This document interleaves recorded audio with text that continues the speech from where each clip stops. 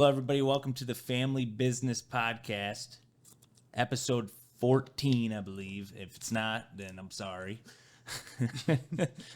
It's whatever it says on the YouTube description.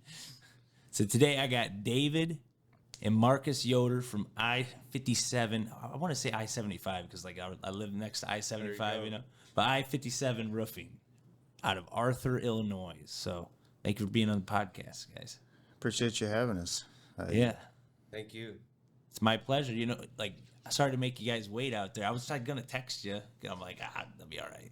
I was just hoping you to say, this guy stood me up and and left, If we'd be back at home, it would have been a little chilly. Yeah, right. This morning they had 30-some degrees, so standing outside here is not bad at all. Yeah, it's like a vacation. It's okay. Yeah. So, I-57 Roofing. So here on the podcast, we normally talk about the origin of the company. Is there I-57? Is that a highway close to you guys, or how did you come up with that? It is. It actually runs from Chicago to Southern Illinois. Okay. And prior to I-57, we were called D&M Construction. Okay. And then we wanted to refocus or rebrand our company into the roofing side. So we sat down with the two of us and another guy. We were just scratching down names. One day he said, I-57 Roofing. We're like, no, we ain't gonna do that. Look, it's a weird name. It's not a name. It's actually like numbers. So I actually slept over it that night, and then we came back let's do it. Let's do I-57 Roofing, and that's how it happened. So here we are. It's good. I mean, it's familiar to people in the area, right? Right. So. Yeah, a lot of people ask, so you guys live right next to it? I'm like, no, we're 6-7 miles from there. But yeah, it's a good conversation starter. Most people are familiar with it, like you said. But I mean, the areas that we want to service future-wise is north to south, state of Illinois. So that's, at first I was a little bit on the fence of it as well, but the more that we say it, the more people know it. It's becoming part of it, and we really like it. And so when did I-50, or I guess when did you guys get into roofing since you rebranded? It was early 2020. Okay. Yeah, pretty much 2 years ago. That's when the I-57 started? Okay. That's actually when we started to focus on roofing in general. Prior to that, it was mostly construction. Okay. We're talking about doing decks, remodel, siding. Anything interior? Interior remodel work, and then room additions. Okay. But we kind of trended towards decks. That's kind of what we were specializing in, actually. Okay. When we decided to basically drop that and focus on metal roofing is what got our attention.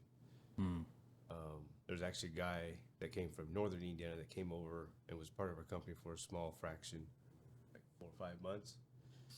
And he was in Indiana. Prior to that, he was working on a standing seam crew. So he was like, you guys should get a machine and start rolling metal and start selling this. And he sold us on it. We did exactly that. And that's really what our expertise are in the residential world is metal. That's what we specialize in. And that's kind of, I was going to ask you guys, why go from, what you were doing, the decks and stuff, what made you gravitate towards roofing? And it was just kind of your partner that you had. Yeah, pretty much. He put kind of a spark of interest in us. It was really something that no one in the area was actually doing. Okay. They were doing it. A lot of our competitors that still do it today absolutely hate installing it. Yeah. It's just a pain. People do hate. They do hate doing metal roofs. So to us, it was a great opportunity. Our trim system is next to nothing. Our guys love it. The metal gets installed. Everything's done. Trims get on first. You guys are like a unicorn, right? Hard to find guys like you to come put metal. I see terrible metal roofs put on all over the place. I'm sure you guys do too. Yeah. And those are the guys that just probably hate doing it too, that do it terribly. Why did we ever get this job? Like, why don't we just put asphalt shingles on this thing? Right. Like, what is wrong with the boss? So you guys got your own machine right away, or did you start doing like pre-cut panels or like ordering to fit? No, we actually sold some jobs, right? We sold jobs and scheduled them out in advance, Okay. knowing that we were getting a machine. So we actually ordered the machine, had a trailer all set up, Yep. and told the clients that basically that we had sold on the metal roofs that it's going to be, I'm not sure when it was, like August, something like that, but we get to. Yep. We schedule jobs out like 3-4 months in advance, knowing when we can get the machine. And then as soon as the machine and the trailer were set up, we were able to start rolling jobs. So we kind of, Yep. yeah, It's a good way to do it. you know, it worked out. It ended up working out really well because a lot of times you're not sure, especially trying something new in the area. You're not really sure what to expect. And this way we were able to sell jobs, push them out far enough to where we kind of knew what we had to go with from when we got it. So What type of metal? Like, do you buy a certain manufacturer of metal, or is it just coils that kind of rolls up into the machine? we would buy the coil and Okay. then feed that through the machine, and that would roll it out into a panel. But the type of metal, like, are you talking manufacturer, like the paint of it? Yeah, is it it's a Kynar finish, or is it? It's actually Axel Noble 1050 is the Okay. paint that we use. We started out, when we first started with it, we started out with Sherwin-Williams Valspar. Okay. And during COVID, we had issues with supplies, and I checked around. Axel Noble is actually probably just as good of a paint as Kynar is. Okay. And the supplies on that was, I mean, I could put an order in 2-3 weeks, I'd have it. And with Sherwin-Williams, that was not the case.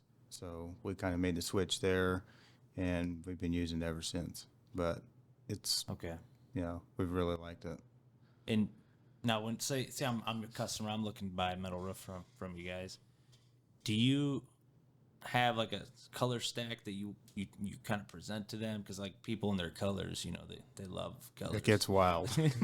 Or do they kind of be like, hey, I got this dress. Could you match this dress? You know, like what kind of interactions have you had in that regard?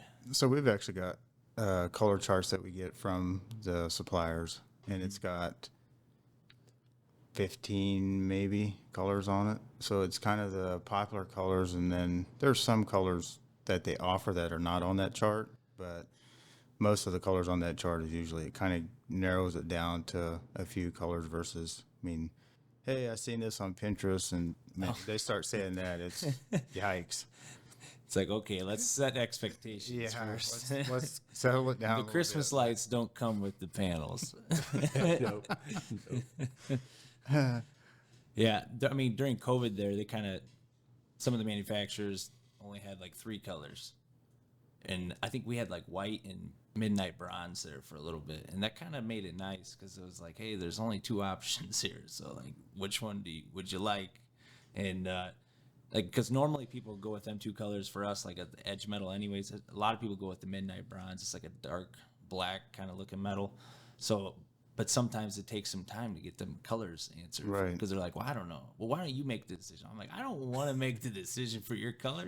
What if you don't like it? Right. I mean, You're not the one that lives in there. Like, Yeah. that's always what I tell them is, I mean, because they're like, well, what would look good? And then they hold it up to their house, and what would you think we need to put on? I'm like, you're the one living here. I could tell you to You put say on. I'm colorblind, man. Yeah. I'm not sure. Here you go. I like that. Like, I'm colorblind. I can't really give you a recommendation.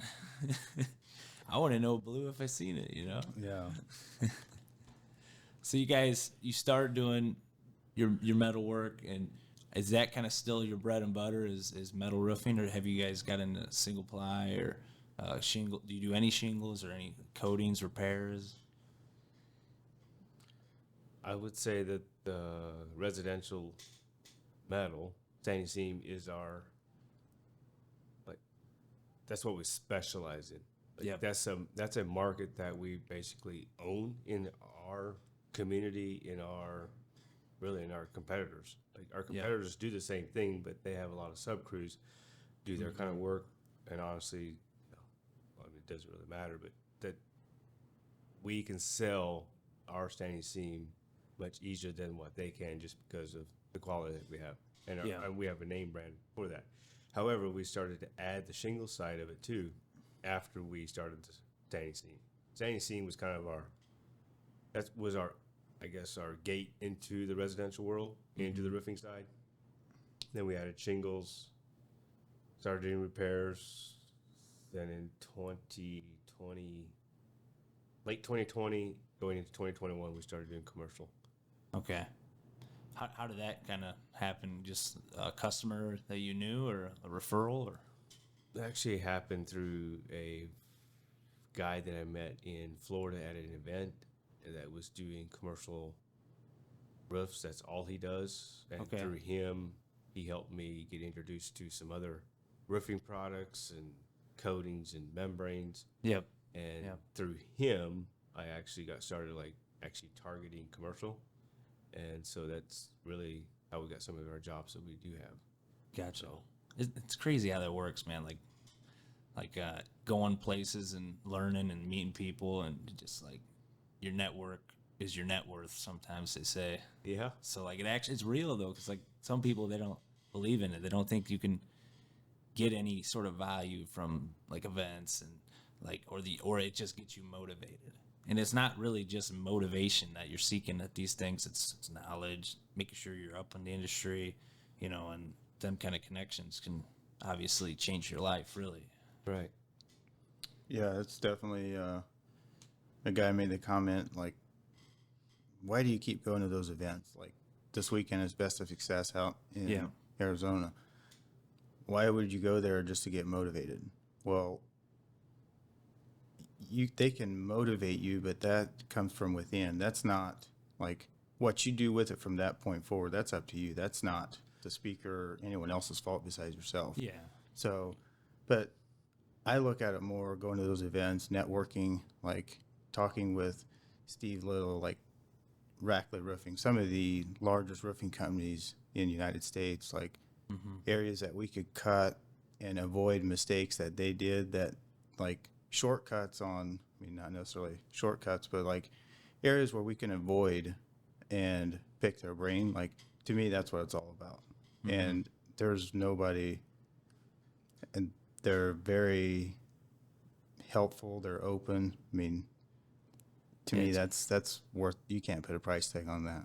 Yeah, it's incredible. And it's not just like for yourself. It's not really a selfish thing, because if you can avoid a pitfall in your company that makes your employees' lives easier, or your subs' lives easier, I mean, that's ideal, obviously, but like that's what you're always looking for. I'm looking for stuff like that, not just I don't want to make just Ben's life easier. I mean, what about Chad, who's the service manager? Like, how do I make, like, I met a guy that's kind of just like Chad at one of these events, and then connected them to so they could talk, because they are both running service departments, both did repairs. They're the guys that come from actually doing the repairs, not just like coming from the street and scheduling everything. So you don't see them guys a lot that are running about, a $2 million repair department. So it's like, man, they can talk and learn a lot from each other, Right. like it's crazy. It's really crazy, because I'm just starting to get into this kind of, mindset over the past couple of years.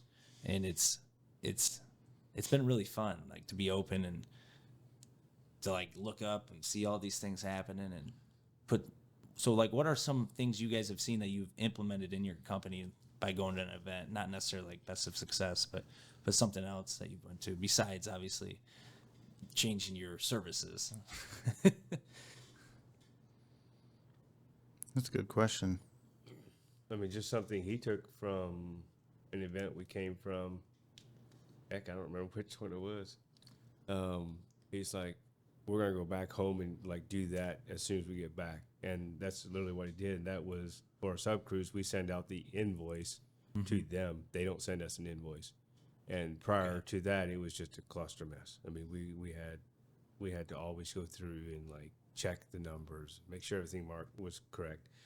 But now that we've done it the way that, I don't know where you picked it up. Remember? It was actually in Dallas, Priority Roofing. Oh, yeah. Will Miller. He has a roofing company in Texas. Got like 8 different locations, and that was something that he mentioned is because we were, like Marcus said, we were struggling sending out invoices or having them send the proper information about the jobs. And it was like sometimes monthly. Yeah, it was a mess. So he mentioned something about that they started sending them invoices every Friday from the jobs that they've done prior, like the week before that. Yeah. And if they want to make changes, that's up to them. And I'm like, that is a really good idea, because a lot of times they're okay with the price that you come up with or that you agreed on. But Yeah. if they're not okay, then it's up to them to make that change. So I was like, that's one of the first things we're doing when we get back. We got back and have been doing it ever since. Works out great. Like, there's times where he's like, can we change this or this? I'm like, sure. I mean, I'm not telling you that this is what it's going to have to be, but this is our starting point. If you don't like it, then let me know. So Yeah. that's it's something small that Streamlines your ability to communicate with your customer ultimately. Like if there was a change order, if you're waiting on your sub to let you know, like you want to get paid as well for the job. And then you want to provide a good experience and let them know. You don't want to have to send them a price and then say, oh, hey, or then you're either eating something from the sub, a cost, or you can pass along. And obviously you want to pass things along if there was extra deck replacement or something like that. So that's good for sure. There's other things just like this weekend, talking to Benny Fisher, you talk about EOS. Yeah. You talk to, oh, mercy. What's his name? With Suma Quote. He was there. Greg Is it Greg? or Craig, Craig. the Canadian guy. Canadian guy, yeah. Yeah. Well, they're mainly all Canadian up there. He's a good dude. I talked to him, and he was just like, man, because we're switching CRMs. And he's like, when you get that all set up, you really need to start implementing SumaQuote. I said, well, this CRM pretty much has what SumaQuote offers. Essentially, it may not be as well, but until we get our CRM working, then we'll start implementing SumaQuote. And he goes, well, when you do that, let me know. He said, I'd be glad to set you guys up and get you guys going with some of the information that he's already worked with in a company that he's working with now. And I didn't realize this. So he works about 90% with SumaQuote now, but prior to that, he was actually a partner in a roofing company. Yeah. Yeah. So, yeah, and then he gave me the numbers of like how many projects have sold using SumaQuote. So SumaQuote has all that data on the backside. Oh, really? I had no idea about, but they have sold over, I better not say, but I want to say $400,000 projects with SumaQuote since they've started. And the amount of money on those $400,000 was $2,700 something average markup with using SumaQuote. Gotcha. And just finding things out like that, like you don't realize you don't find that out unless you go to events and you start talking to these people. You start like picking their brain on what's working for them. Someone like Benny Fisher, he believes and says in EOS is the best thing he's implemented in his company. And he was able to do things in his life that if he wouldn't have had that. We all know what that's like. I mean, trying to operate a business, or is the business operating us? Yeah. Yeah, that's a good question to ask. You may have to ask that daily. Make changes. Sometimes you feel like it's going great. Next, it's like, what the heck are we doing? And like you say that about the Sumo quote, and some people probably not watching the podcast, but if you said that to a general population, they'd be like, "Oh, well, you're just charging more money," because you said it's $2,200 more dollars. But really, you're also providing a lot more value to the customer because you have this professional. Not saying you guys don't now, but like a professional proposal. They can sign it like off their phone. They can, pay for it through whatever. There's financing options. So like you're providing a better experience. So that's why you can charge more money. Right. So all them haters out there. I don't know if there is any yet, but that'd be cool if we had some, There's always haters.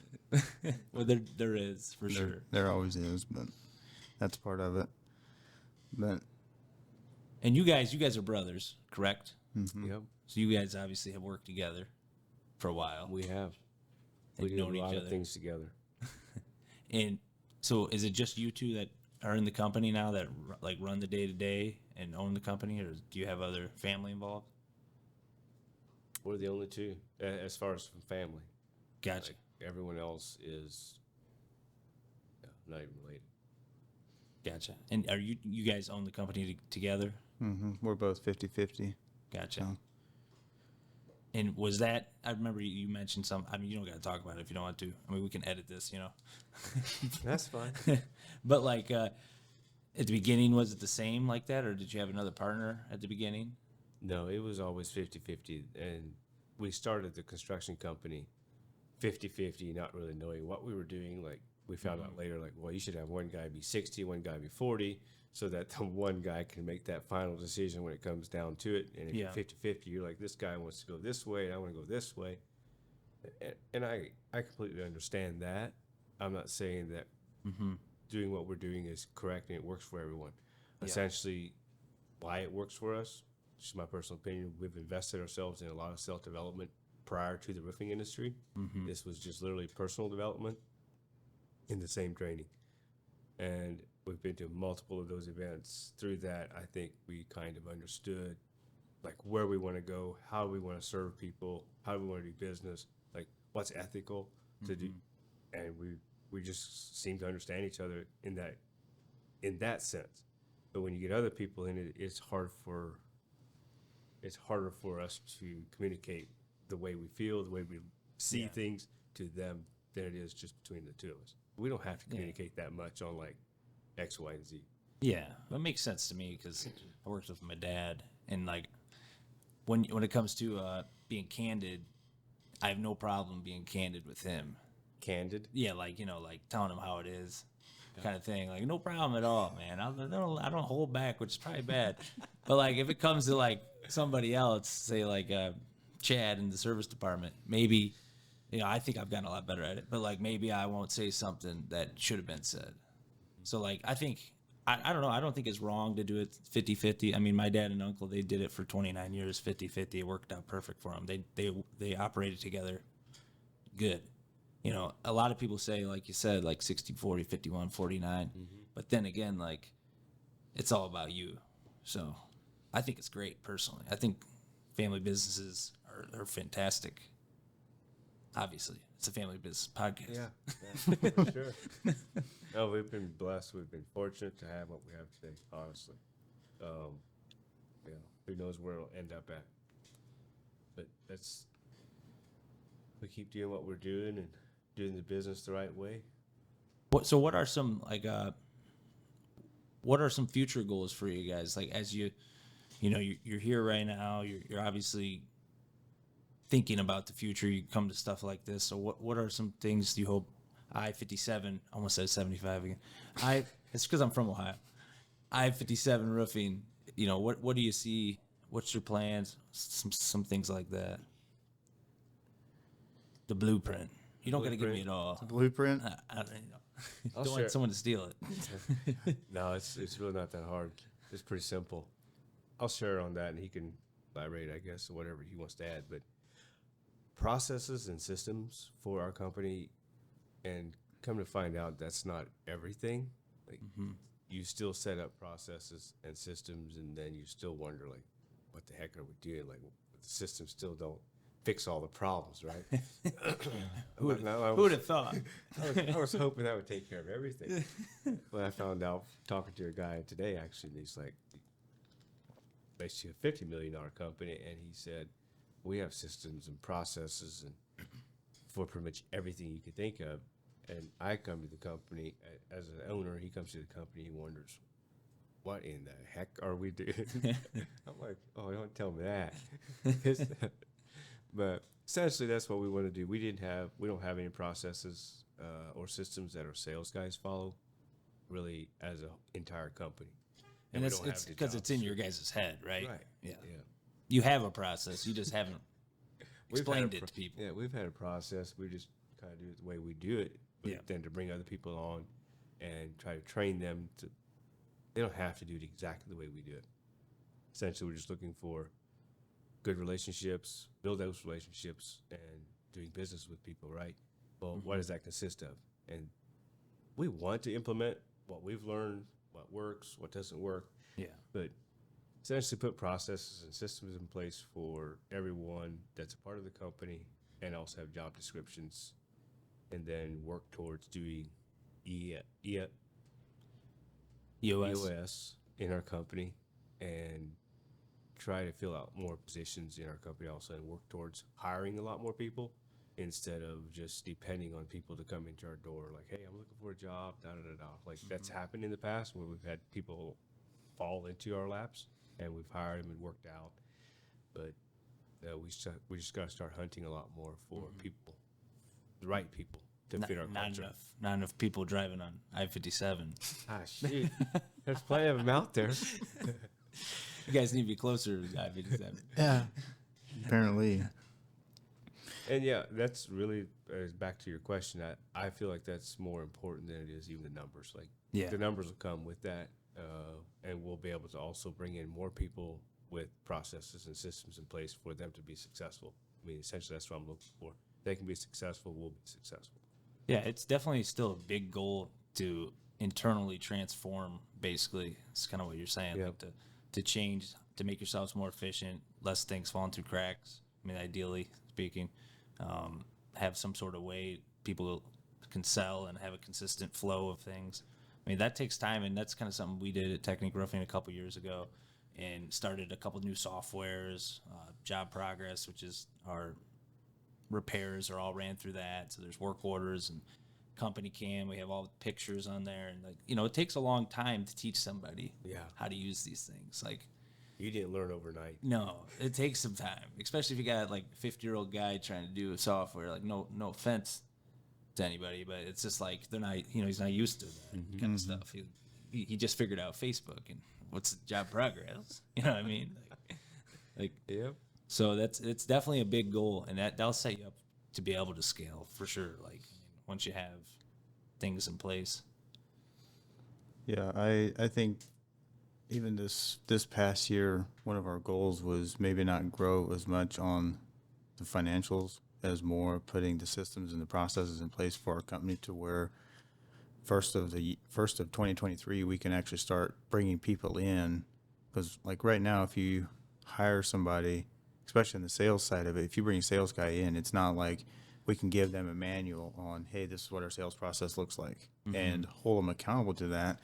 And prior, me and Marcus was getting frustrated with people that we brought in because our process is up here, right, in our head. Bringing guys in and they're not doing what we expect, but thinking that they should know what we expect without really any proper training. Yeah. And it would just frustrate us. So it's getting to the point where if we're going to continue to grow, like, let's just set back a little bit and put the processes in place. So we actually brought a guy that was in sales. We actually pulled him out of sales to be me and Marcus' assistant. So he's actually That's a big helping step. putting those processes. He's way more detailed. I mean, me and Marcus are more visionary type of people. We can talk about it, but to actually sit down and to do something, I mean, it's like pulling teeth. Me and him are not good at doing that. So he's actually way better with like templates, spreadsheets, putting stuff together to where like we can actually like move forward with it versus always just talking about it, because we've talked about it for the last 6-7 months and here we are. So I think, honestly, once we put that into place, I think we can start hiring people and bringing higher level people in. Not saying that the guys that we don't have are not high level, but you're going to have to bring in, I don't know how to phrase it, but basically high level people in order to take your company to another level. And if we're wanting to reach the 15 to 20, $30 million company, like obviously we got to change the things that we're doing now and bring better people in. So that's kind of the plan. I mean, I know next year I think wanting to really target on the service side of things, like put a guy strictly designated to do service calls, repairs, et cetera, like be on call 24/7. Yeah. We're really wanting to hit that area as well. But as far as like big business goals, I mean, we really don't. Eventually, probably in the next year or two, we're wanting to build our own shop, put up our own facility. We bought 12 acres, about 15, 20 minutes south of where we're actually located right now. Okay. And it's out close to 57 actually. So Well, there you go. True to the name, man. Yeah. But we'll probably be doing that in the next year or two. So that's probably between that and getting more systems in our company. Those are probably the two biggest areas that we're wanting to focus on. Yeah, and I think some people, like, I don't think you guys are doing this, but they like judge like themselves pretty hard on kind of that aspect. Like, we've been, like you said, we've been talking about it. And here we are, but like you guys seem like you're kind of similar in how you, like, a little bit. I mean, obviously you're probably way different, but like my family, were like me and my dad and my uncle were like pretty close to the same kind of operating. So like if all of us, we all kind of did stuff the exact same way without teaching each other. It's just like how it was. But then because of that, we had certain gaps in how we did things because we're all like the same person. So like we all did things the exact same way, but we had gaps that.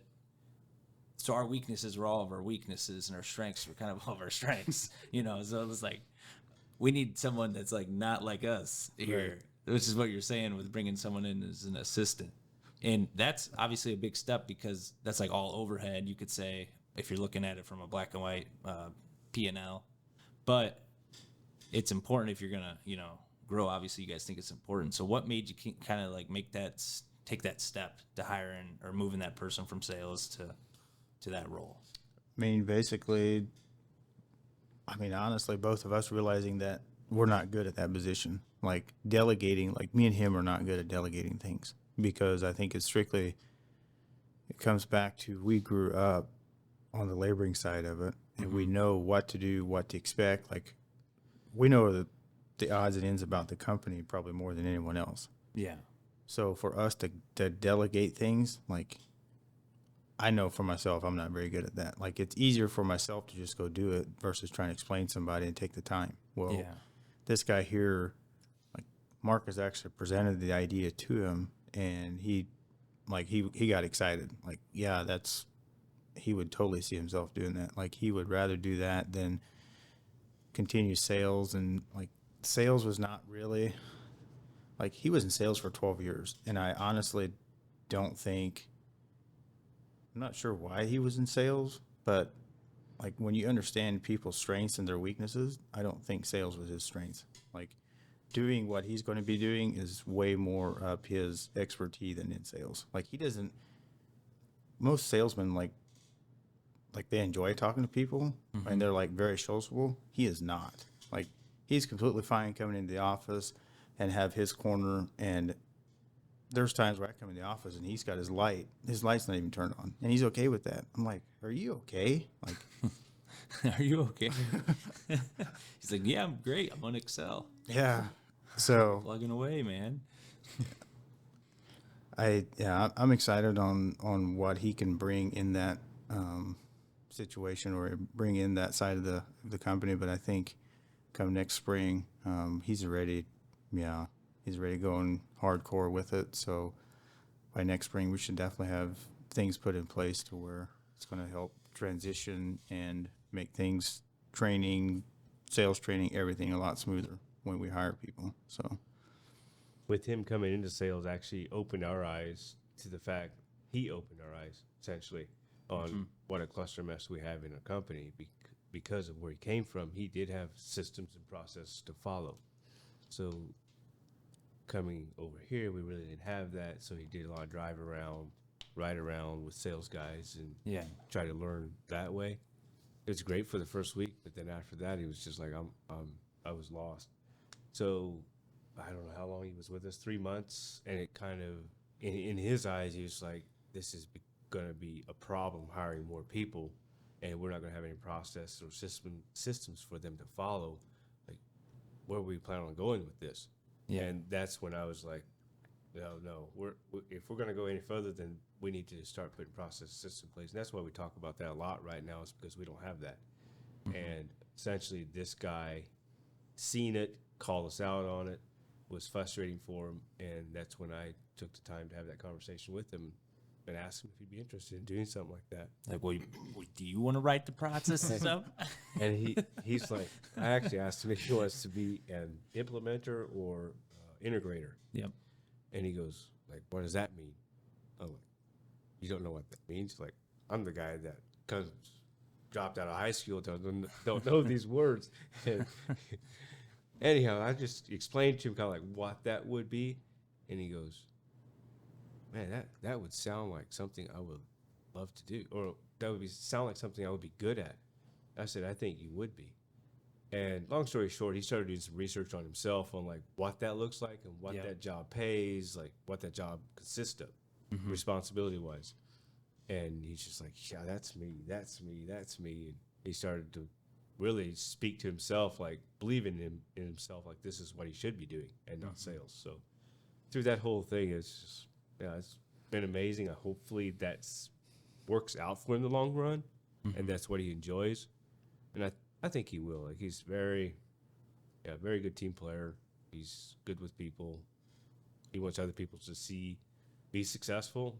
Like if he can help you be successful, that brings fulfillment to him. Yeah, that's a big thing when it comes to an integrator as far as it goes, is like you can be good at the process and stuff, but if you don't have that love for people, Right. Like Ben Fisher said, why he, hired a new integrator, and then that one, Rob, he actually loves people. He wants them to succeed, and that's important. Like, so finding that person is really, really important, obviously. Yeah, because he's a very, very key piece to the company. Like, it's going to have to be somebody that has the same values, wants to grow with the company as much as the owners do, essentially. So, Yeah, somebody that takes ownership of it. So, what are some of the things you guys love doing in the company? Like, what's your favorite thing to do? Is it still putting roofs on? Is it like what gets you going when it comes to i57? some days I would definitely want to put a roof on versus sitting in the office all day, but It's more simple. You're saying definitely simple. You go clock in and you clock out at 5 o'clock and you're done for the day. But what gets me up and going, that's probably knowing that the company culture or the company and the people that we hired, it is making a difference in their lives. And what I mean by that is one of our sales guys that we just hired, I don't know, how long ago did we hire him? 3 months ago. And his story on transformation, like before he came over to where he is now, like his family life, he's spending time with his kids, he's making more money, just everything about that. Like, to me, that's I don't care. Like, you can be a $15-20 million company, that's all great, but like Steve Little said today, it's like roofing is just basically a side business for us, like the companies. It's more like we're in the people's business. We're here to serve people. We're here to help people. Like, that's what we do. Yeah. Like, roofing is just basically something that we drag along, and it's a service that we offer. it's the medium, and the platform we operate off. Right. So, I mean, honestly, like, probably knowing that the employees that you hire, like, they Santa Claus will be here apparently, soon. Sounds like it. like, just knowing that they love their job and they appreciate the work that we have done for them. Yeah. I don't know. I guess that's probably what excites me. That's what motivates me to go to work, is giving that opportunity for an employee, for where they came from to where they are now. And you know that when it gets to that point, like, those guys are going to do anything they can for I57 roofing. And that's what it's all about. Yeah, it is crazy to see that kind of change in people. Makes that I feed off of that as well. Yeah. Yourself, Marcus, will get you going for I57. I think it's the failure that we've had. Not, I should say, maybe it's the failure that we had in 2018, where times were tough. Like, him and I were taking $800 a month home, and we was basically to the point to where why are we even doing this? I think I talked to you about this earlier. However, just like that experience, understanding like your profit margins, your net profit, how to estimate projects, that whole thing is a number side of things that I enjoy. I'm grateful for that rough time Yeah. to appreciate what we have today. And I feel like that's one of my passions in the company as well, is to oversee those numbers. Our guy in the office has a heck of a job. Like, I don't need to check those. Like, he'll let me know. I do check them though. But he'll let me know, like, well, we're not doing very well. These jobs are not profiting X, Y, and Z. But that's more of the number side. Essentially going back to the company, like, I love the employees that we've hired, their stories, their experiences, our production guys with the bonuses that we put in place for them, buying things that they weren't able to buy prior, cashing off vehicles. That gives me goosebumps. I drive off of seeing people seeing themselves as like, man, this is possible. Like, they are capable of doing things that they didn't think was possible. Yeah. And then it comes back to me, like, for me to get out of bed, I have to be prepared mentally, prepare myself to be the best person I can be. And I want to do that same thing down the road as I continue to grow in this self-development as an individual. Like, I want to be a coach to those people in our company to get the best out of them. Like, that's what they want. They don't tell you that. They don't act like that at times, right? But I think the three of us can sit here and say that we want to be the best person that we can be, right? Yeah. Well, it doesn't happen the first day or the next day, but how awesome would it be to work at a place that you could actually have a coach that truly cares about your life and pours into you to get the best out of you? Yeah. I mean, that's good leadership right there. That's what it is. It gives me the chills to talk about it, but that's literally what I want to do. Well, we are out of time, gentlemen. Where could everybody find you? On what social platform? We're on Facebook. We're on Instagram. Obviously, we have a website, so you can go on there and check us out. Our website is www.i57roof.com. Okay. And they can go in there and check it out. But yeah, feel free to like our page, check us out. It's been a heck of a journey, but we're excited on where we can be in the next 5 years. I mean, I think sometimes us as owners, we're so hard on ourselves. We expect so much in like a snap of a finger. Yeah. But it's just a process. And where we were at 3 years ago to where we are now, it's actually something that we take for granted, when if we would just take time and actually reflect on that, I mean, we're in a really good position. So I believe so, man. It was good talking to you, gentlemen. We'll do another episode once you get your place built up. I'll come out there. for sure, definitely have to. We'll stay in touch. Yeah, for sure. Thank you, guys. Thank you.